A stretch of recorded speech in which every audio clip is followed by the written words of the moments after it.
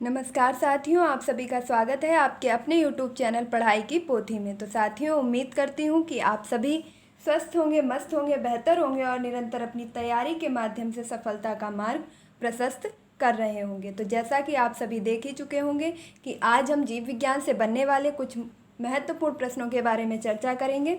तो आइए बिना समय व्यर्थ किए चलते हैं सीधे अपने टॉपिक पर। सबसे पहला प्रश्न है आपका, जीव विज्ञान शब्द लैमार्क ने दिया जबकि जीव विज्ञान का पिता अरस्तू को कहते हैं। देखिए, वीडियो बहुत ही फास्ट चलने वाली है तो स्पीड को आप अपने हिसाब से कम या ज़्यादा करके देख सकते हैं। और ये सभी प्रश्न आपकी किसी भी प्रतियोगी परीक्षा के लिए अति महत्वपूर्ण है, इसलिए वीडियो के अंत तक जरूर जुड़े रहिएगा। जीव विज्ञान शब्द का प्रयोग लैमार्क ने किया था जबकि जीव विज्ञान का पिता अरस्तू को कहा जाता है। तो अब आप याद रखेंगे कि जीव विज्ञान शब्द आपका किसने दिया था? लैमार्क ने। और जीव विज्ञान का पिता किसे कहा जाता है? तो अरस्तू को कहा जाता है। अगला प्रश्न है, शरीर की सबसे बड़ी ग्रंथि कौन है? तो हमारे शरीर की सबसे बड़ी ग्रंथि है यकृत। अगला प्रश्न है, सबसे बड़ी अंतःस्रावी ग्रंथि कौन सी है? तो अंतःस्रावी ग्रंथि आपके शरीर में जो सबसे बड़ी अंतःस्रावी ग्रंथि है वह है थायराइड ग्रंथि। और यह थायराइड ग्रंथि कहाँ पर होती है? तो गले में होती है। अगला प्रश्न है आपका, सबसे बड़ी मिश्रित ग्रंथि कौन सी है? तो सबसे बड़ी मिश्रित ग्रंथि है आपकी अग्नाशय। देखिए, इन तीनों प्रश्नों को आप बहुत ही ज़्यादा याद रखेंगे। यह आपसे किसी ना किसी प्रकार से घुमा फिराकर पूछ लिए जाते हैं। कभी आपसे सबसे बड़ी अंतःस्रावी ग्रंथि पूछी जाती है, कभी आपसे सबसे बड़ी मिश्रित ग्रंथि पूछी जाती है, तो कभी आपसे सिर्फ सबसे बड़ी ग्रंथि पूछी जाती है। तो इन तीनों प्रश्नों को एक जगह बताने का सिर्फ यही मोटिव है कि आप चीज़ों में कन्फ्यूज़न बिल्कुल भी ना रखें। तो अगर सबसे बड़ी ग्रंथि है आपकी तो यकृत, और सबसे बड़ी अंतःस्रावी ग्रंथि है तो थायराइड, जबकि आपकी सबसे बड़ी मिश्रित ग्रंथि यानी कि जो अंतःस्रावी भी है और बहिःस्रावी है, तो वह दोनों ग्रंथि जो आपकी मिश्रित ग्रंथि है वह आपकी अग्नाशय है। इस चीज़ को याद रखेंगे। चलते हैं अपने नेक्स्ट प्रश्न पर। अगला प्रश्न है आपका, इंसुलिन हार्मोन की खोज वेंटिंग ने की जो अग्नाशय की बीटा कोशिका में पाया जाता है। तो हम सभी जानते हैं कि इंसुलिन की कमी से कौन सा रोग हो जाता है? मधुमेह रोग हो जाता है। तो यह आपके जो हार्मोन है यह पाया कहाँ पर जाता है? तो यह हमारे शरीर के अग्नाशय की बीटा कोशिकाओं में पाया जाता है। मैं आपको बता दूं, यहाँ पर लिखा नहीं है, अगर आप नोट्स लेकर के बैठे हैं तो ज़रूर लिखिएगा कि आपके अग्नाशय में 3 प्रकार की कोशिकाएं पाई जाती हैं, अल्फा, बीटा और डेल्टा। तो आपकी बीटा कोशिका में आपके इंसुलिन हार्मोन जो है स्रावित होता है। अगला प्रश्न है आपका, अधिक शर्करा से होने वाला रोग। तो अगर हम अधिक शर्करा का सेवन करते हैं तो हमें डायबिटीज़ हो जाता है, और ये चीज़ें हम सभी जानते हैं। लेकिन अगला प्रश्न है आपसे, कम शर्करा से होने वाला रोग। तो अधिक शर्करा से होने वाले रोग को डायबिटीज़ या मधुमेह कहते हैं, जो हम सभी जानते हैं। लेकिन अब आपसे यह भी पूछा जा सकता है कि कम शर्करा से कौन सा रोग होता है? तो अगर हम बहुत कम शर्करा का सेवन करते हैं तो हमें हाइपोग्लाइसीमिया भी हो जाता है।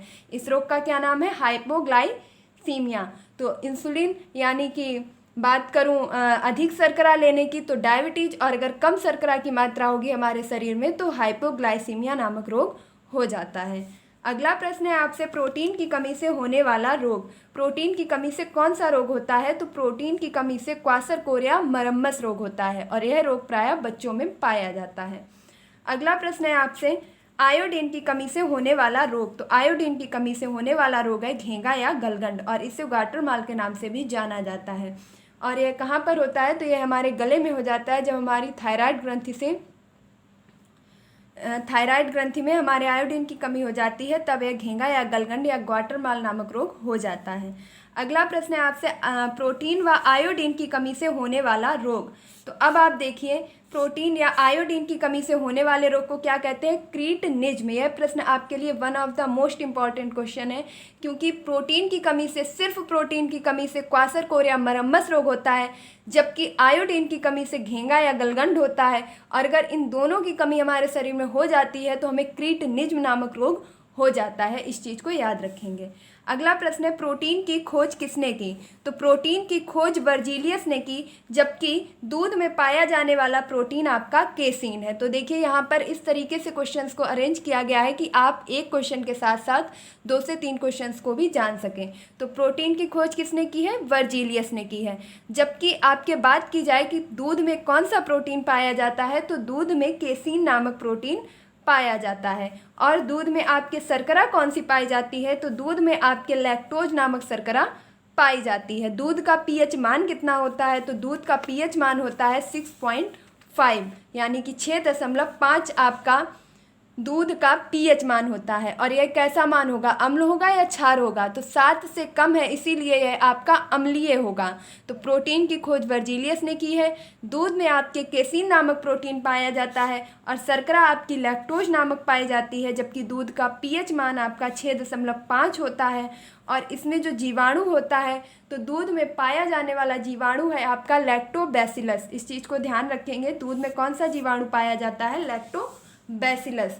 अगर आपसे प्रश्न किया जाए कि दूध से दही जमने की प्रक्रिया में जो जीवाणु काम करता है या दूध से दही जमाने वाले जीवाणु का क्या नाम है, तो लैक्टोबैसिलस ही उस जीवाणु का नाम है, इसे भी याद रखेंगे। तो दूध में केसीन प्रोटीन, लैक्टोज शर्करा और लैक्टोबैसिलस नामक जीवाणु पाया जाता है।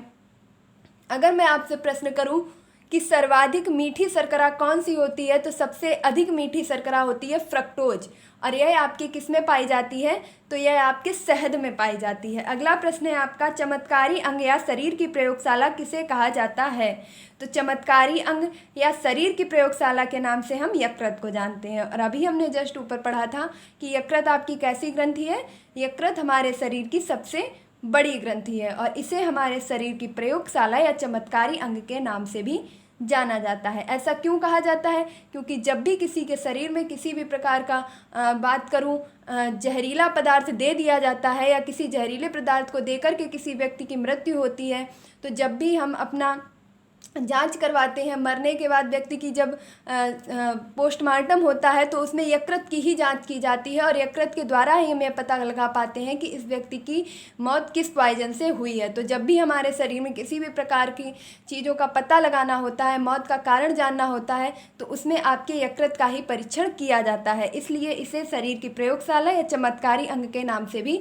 जाना जाता है और यह हमारे शरीर की सबसे बड़ी ग्रंथि भी है। अगला प्रश्न है, यकृत अमोनिया को यूरिया में परिवर्तित करता है।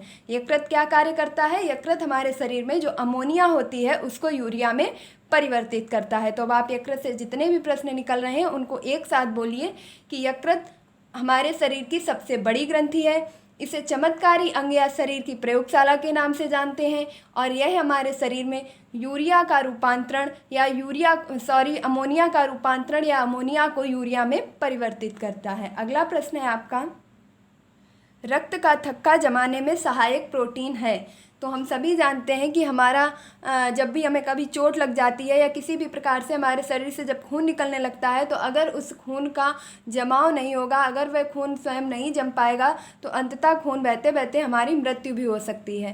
तो ये खून को जमाने का, खून का थक्का जमाने का कार्य कौन सा प्रोटीन करता है, तो फाइब्रिनोजिन करता है। क्या करता है, इसे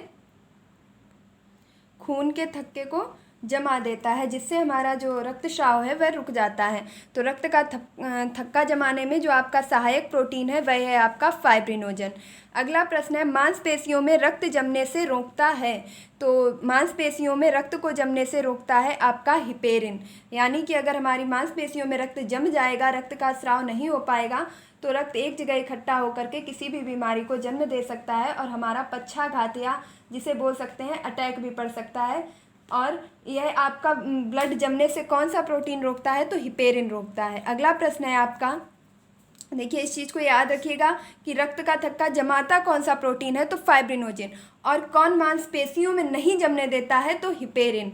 अगला प्रश्न है आपका, एक स्वस्थ मनुष्य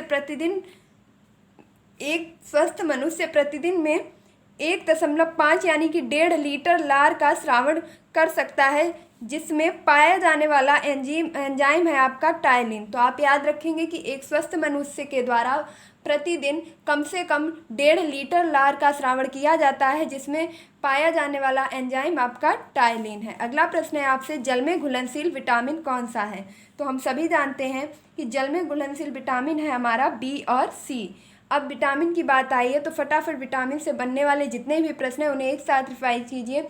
विटामिन की खोज आपकी किसने की है, तो विटामिन की खोज फंक नामक वैज्ञानिक ने सन 1911 में की है।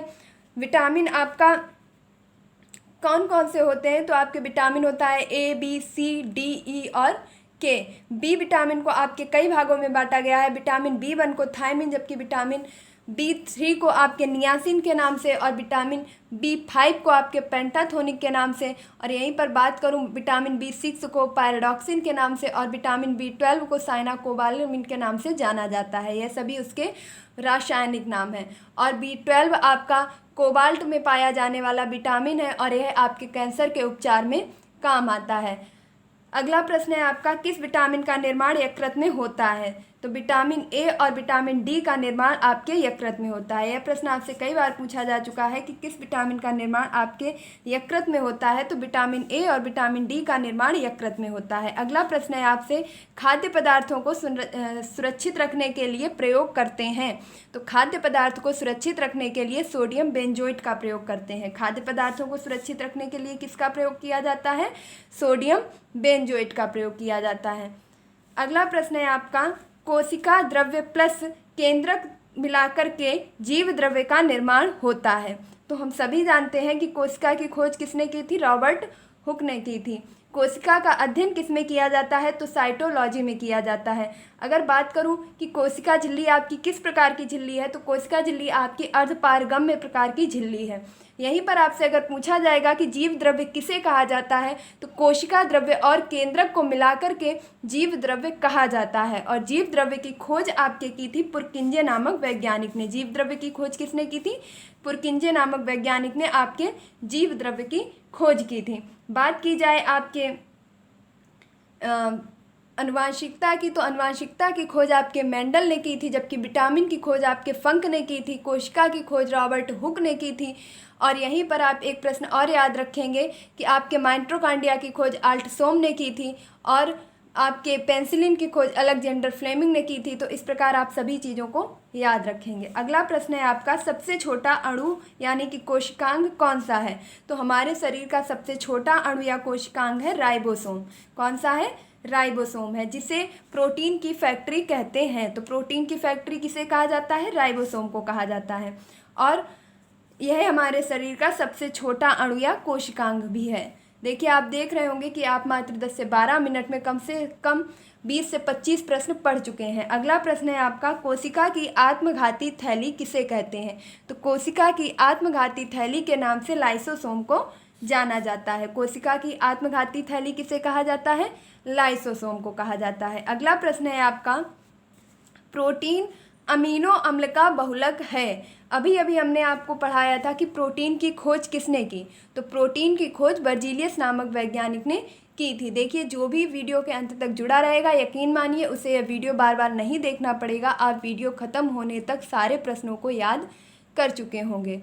तो प्रोटीन की खोज बर्जीलियस नामक वैज्ञानिक ने की थी। प्रोटीन की कमी से आपके कौन सा रोग होता है? तो प्रोटीन की कमी से क्वासरकोर या मरम्मस नामक रोग होता है। और प्रोटीन और आयोडीन से होने वाला रोग है आपका क्रीटनिज्म। और प्रोटीन का बहुलक क्या है? तो प्रोटीन का बहुलक होता है अमीनो अम्ल। अब आप देख रहे होंगे कि आपके प्रोटीन से बनने वाले कई प्रश्न एक साथ तैयार हो चुके हैं।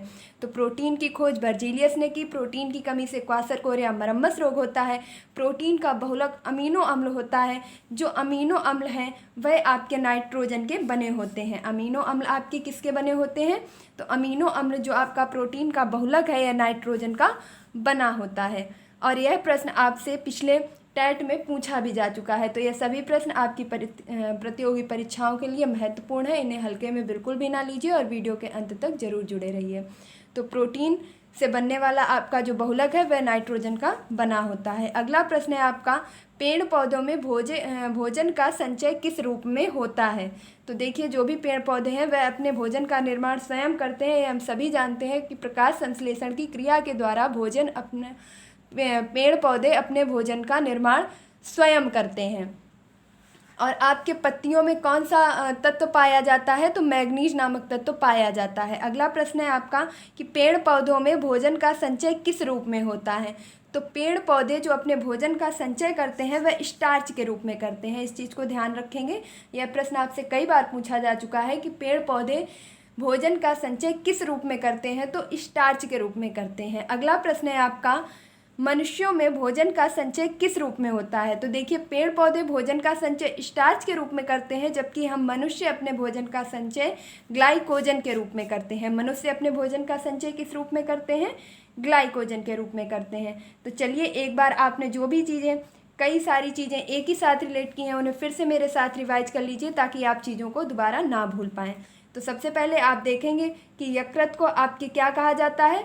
यकृत आपके शरीर की सबसे बड़ी ग्रंथि है और यकृत आपके शरीर की प्रयोगशाला या चमत्कारी अंग कहलाता है। यकृत आपका अमोनिया को यूरिया में परिवर्तित करता है।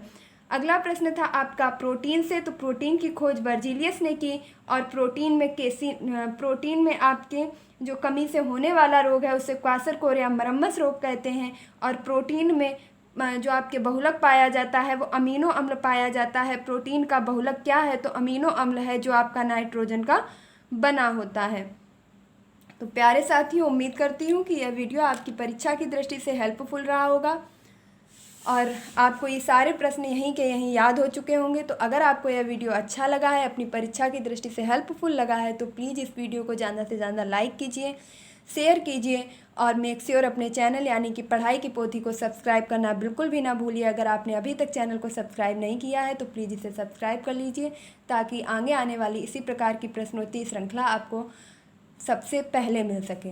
तो चलिए, मिलते हैं अपने नेक्स्ट वीडियो में। तब तक के लिए खुश रहिए, मस्त रहिए, पढ़ाई में निरंतरता बनाए रखिए, अपने माता पिता गुरुजनों का सम्मान कीजिए। धन्यवाद।